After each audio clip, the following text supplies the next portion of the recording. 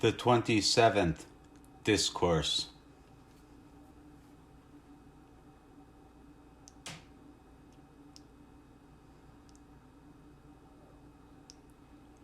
He,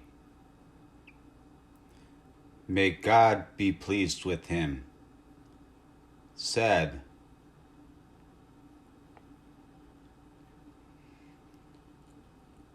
regard good and evil as two fruits coming out from two branches of a single tree.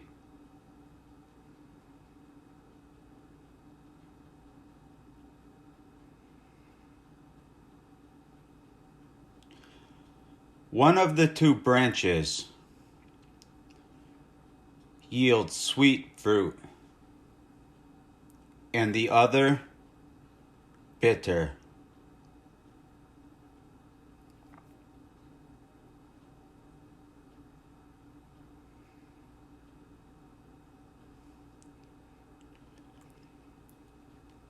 So you leave cities and countries and the outlying part of countries where fruits plucked from this tree are sent, and keep away from them and their people.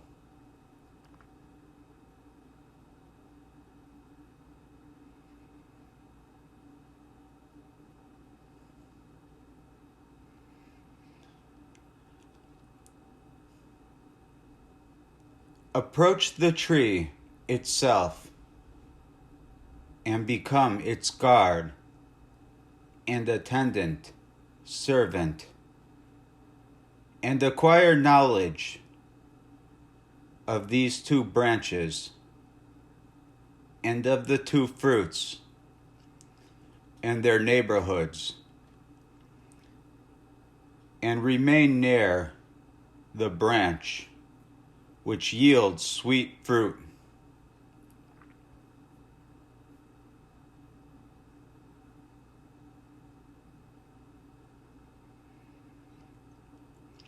Then it will be your food and your source of strength. And beware lest you should approach the other branch and eat the fruit of it, lest its bitterness should kill you. When you persist in this attitude, you will be in ease and security and safety from all troubles, because troubles and all kinds of calamities are born of this bitter fruit.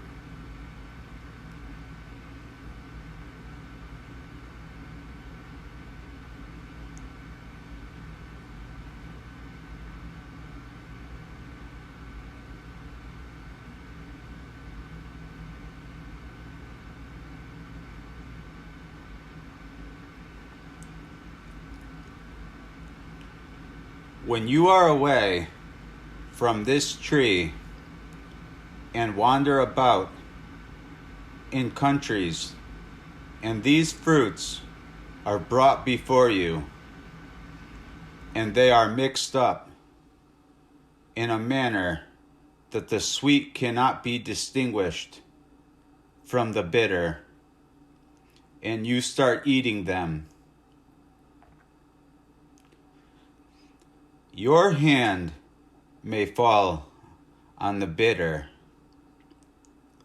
and you may put it in your mouth and eat a part of it and chew it, so that its bitterness goes to your palate and then to your throat and further to your brain and nostrils, and spreads its effect on you as far as your veins and the organs of your body and you are thus killed.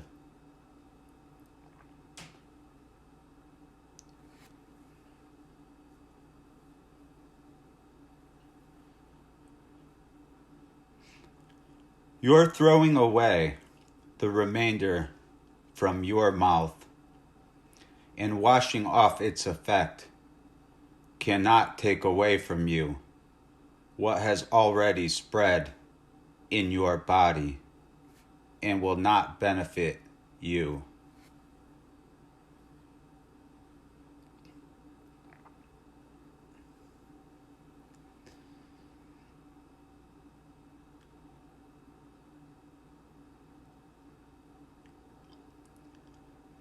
If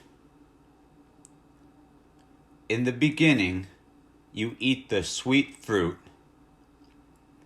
and its sweetness spreads to different parts of your body, and you have been benefited by it, and have become happy, even this is not enough for you.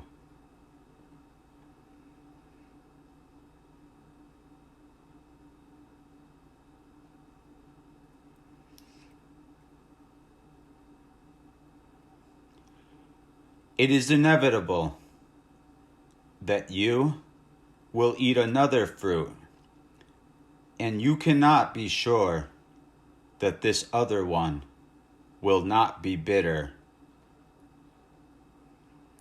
So you will experience what I have already mentioned to you.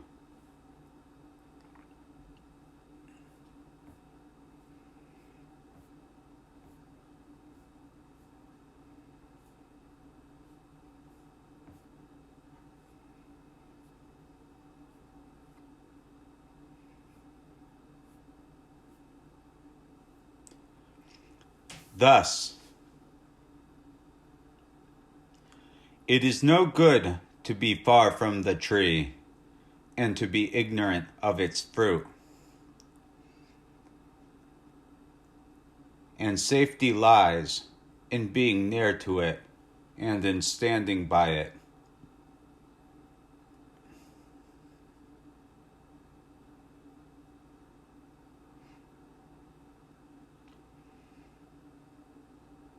So good and evil are both acts of God, the mighty, the glorious.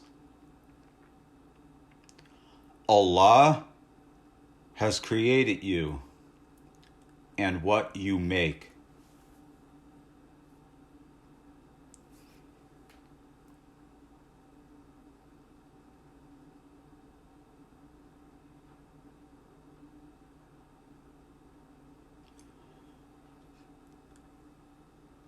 The Holy Prophet, peace and blessings of Allah be upon him, has said,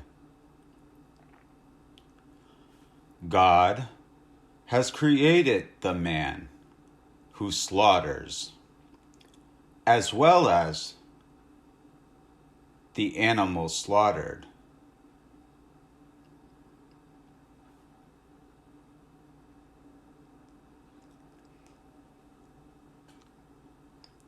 The actions of God's servant are his creation, as also the fruit of that labor.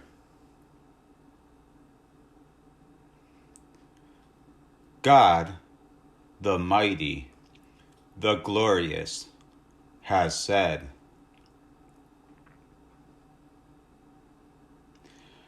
enter the garden for what you did.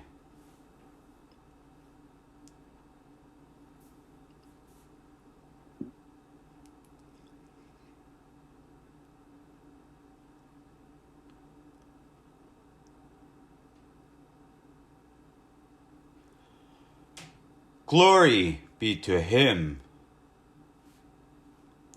How generous and merciful of him. He ascribes the actions to them and says that their entry into paradise is on account of their deeds. Whereas these deeds owe their existence to his help and mercy.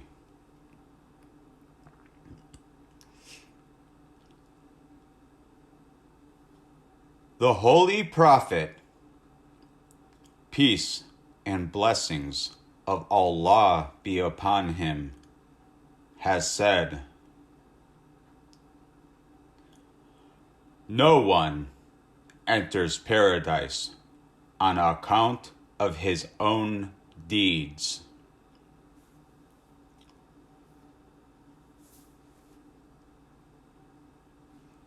He was asked, "Not even you, O Prophet of God?"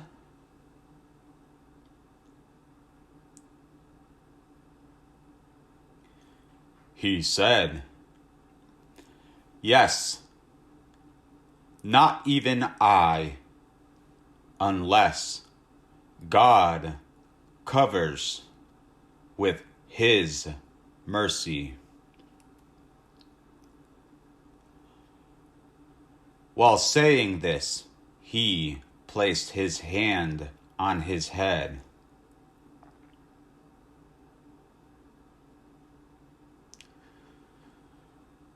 This is narrated in one of the narrations of Aisha, God be pleased with her.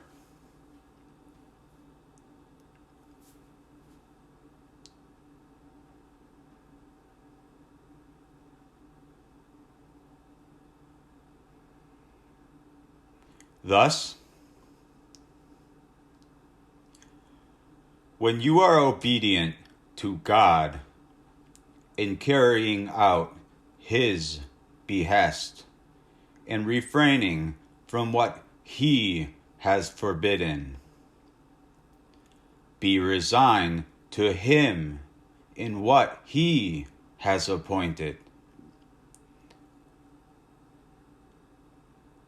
He will protect you from his evil and increase his good to you, and will protect you from all evils, religious and worldly.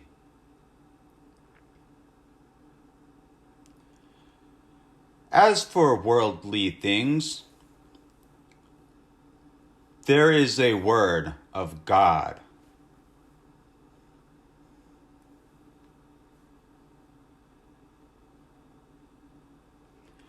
Thus, it was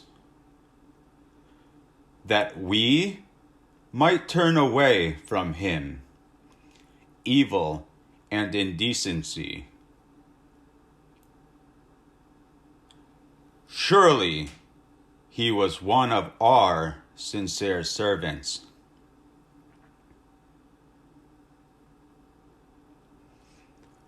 And as for religion, he says,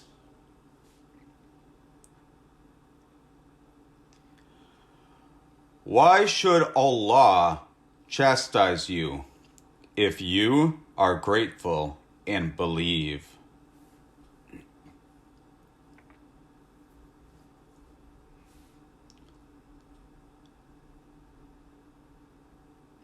Indeed, what will a calamity do to a person who is a believer and grateful?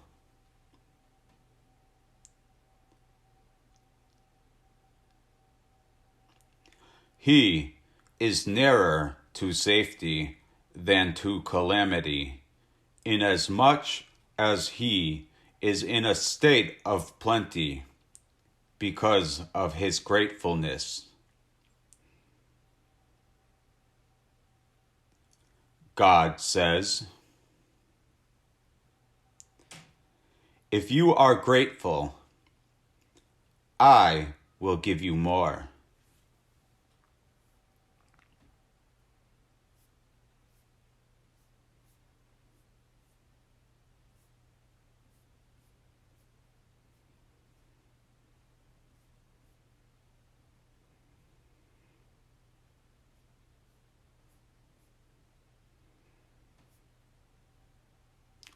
Thus, your faith will quench the fire in the hereafter.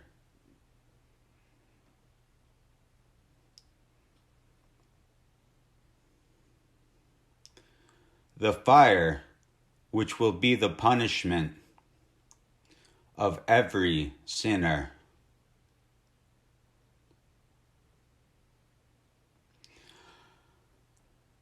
How can it be, then, that it will not quench the fire of calamity in this life?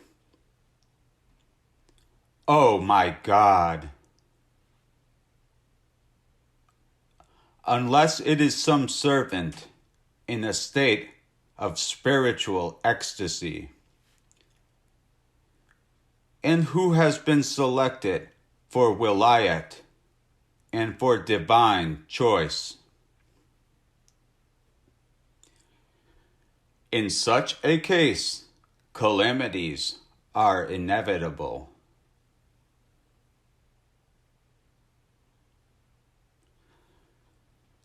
But these are to make him free from the abomination of passions and low inclination of nature.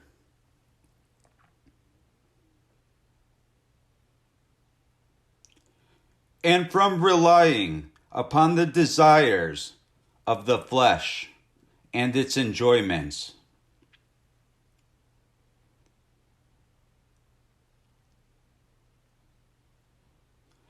And from being contented with people, and from the pleasure felt in their nearness, and from living with them, and from feeling pleased with them.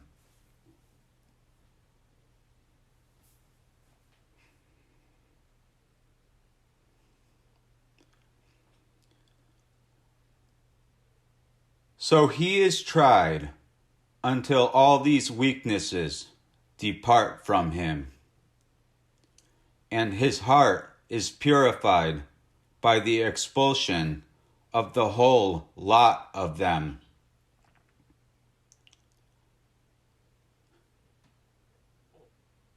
So that what remains in it is unity of the Lord and knowledge of truth.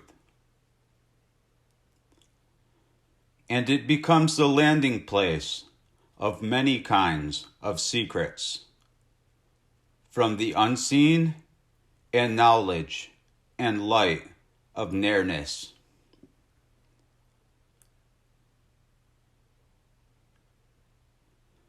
This is because it is a house in which there is no room for two. As God says,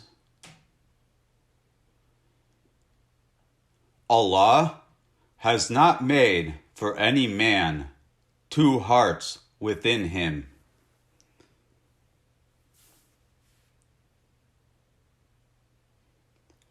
Again, surely the kings, when they enter a town, ruin it and make the noblest of its people to be low.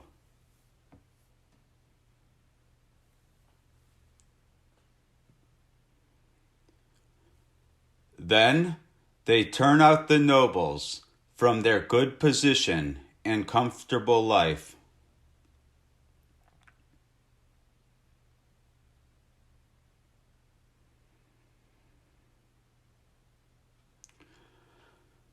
The sovereignty over the heart was in the beginning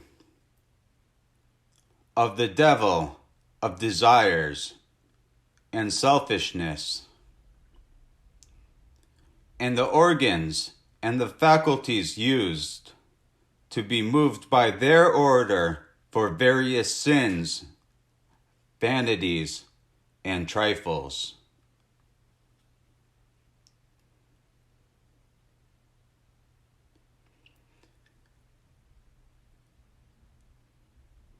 This sovereignty now vanishes, and the organs become restful, and the house of the king becomes clear, and the courtyard, which is the breast, becomes clean. The heart has now become clean and has become the habitation of the unity of God and of knowledge.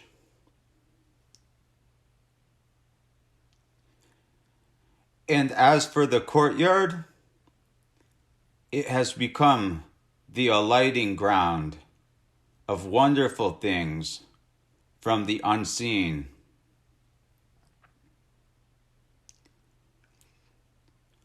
All this is the result of calamities and trials and their fruit.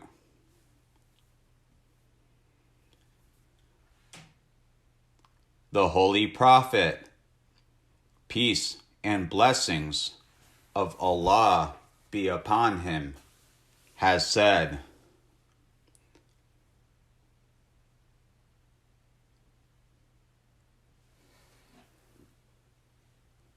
"We, prophets, are beset with the greatest number of trials among people. Then others, and still others, according to rank.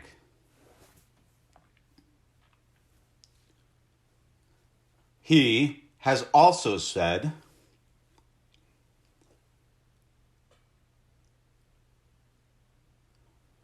I know more of God than any of you, and am more afraid of him than any of you.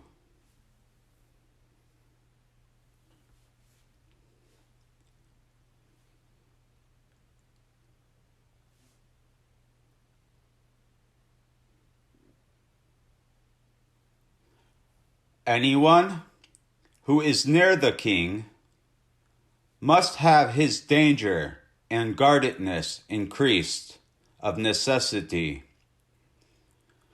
because he is in the presence of the king, from whose observation nothing is now hidden of his manipulations and movements.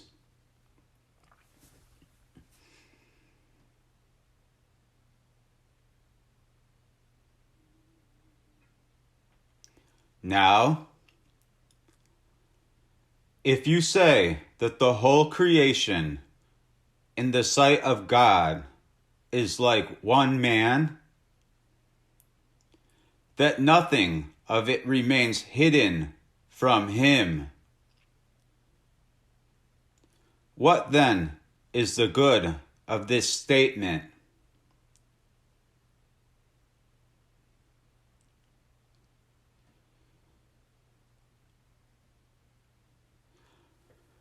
The answer is that when a person's position is raised and he is placed in an honorable rank, risk also become great, because it becomes necessary for him to give thanks for what God has conferred on him in the shape of various blessings and favors, so that the slightest diversion from service to him is a default in gratitude to him, and is a shortcoming in one's obedience to him.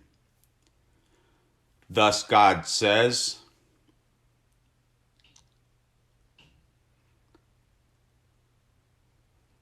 O wives of the prophet,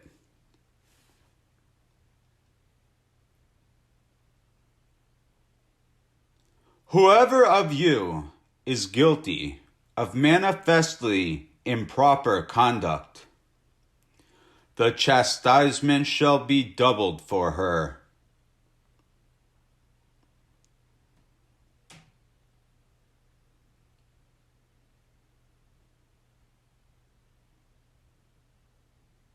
God says this to the ladies on account of his having completed his blessings on them by bringing them in contact with the Holy Prophet.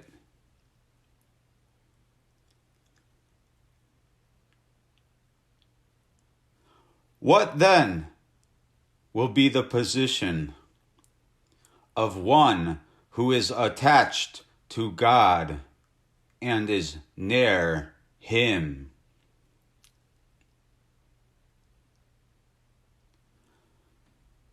God is far too high and above all similitude with his creation.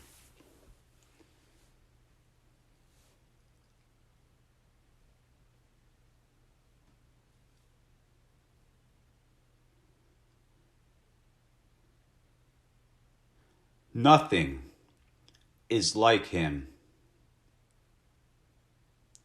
and he is the hearing, the seeing,